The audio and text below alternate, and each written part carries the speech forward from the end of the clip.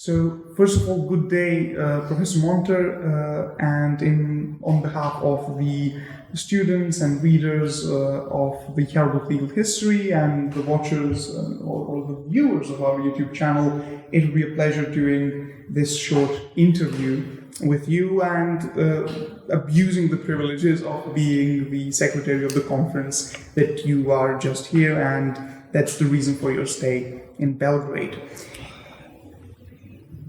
All right, I'm ready to go. Lead off with your first question, please, Mr. Stepic. So thank you very much. Well, starting from the beginning, can you tell us something about your early years and education in general? I pose as an ordinary American. I am born in the middle of the Great Depression in the 1930s. And have had a fortunate childhood. In fact, looking back at this time in my life, I can say the whole of my life has been relatively fortunate. I have escaped all the wars that America has fought in my lifetime for various reasons, and I have been able to benefit from different advantages that come from the time and place of my birth, and therefore how the circumstance under which I've lived. My life is basically very unexceptional in most ways. I found out early that I had enough curiosity about history and read through a gigantic history of the world as a child in primary school. So and then got scholarships to colleges and a scholarship to the graduate school. I am actually one of two graduates of Princeton University History Department in the PhD. The other one is Zachary Chitwood, who is, of course, considerably younger than I, and anyway, the education is. I went to actually a very mediocre secondary school.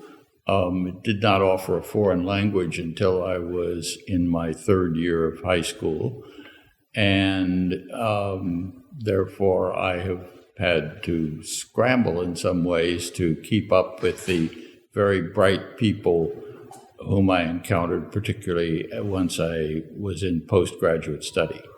So I learned an awful lot, in other words, after I had a bachelor's degree, and I've been fortunate in being able to find employment when I was in my mid-20s and swam happily through it. As my dearest friend and relative in the States says, Bill Monter is a square peg in a square hole. And as such, this is what I claim anyway, or willing to admit.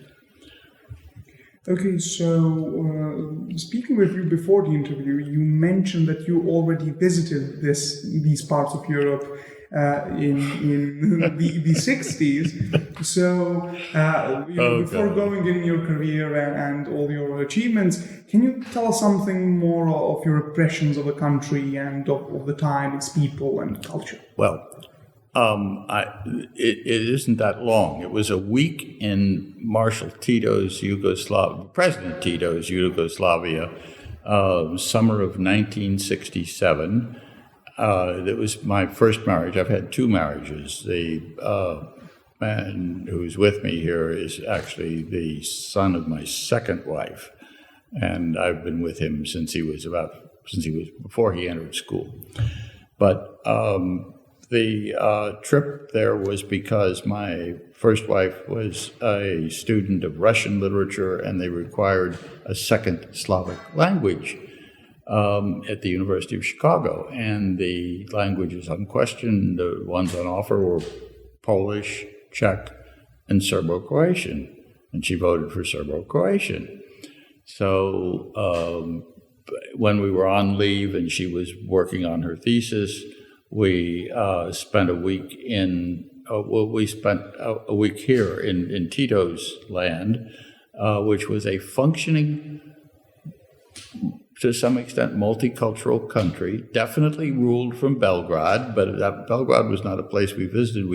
We entered from Greece, taking a train from Salonika to Skopje, and my wife then proceeded to negotiate a bus ticket to Montenegro. I can't remember, was it then Titograd? I can't remember the capital of 1967. It was Titograd then. So. Okay. It is no longer, but it was then.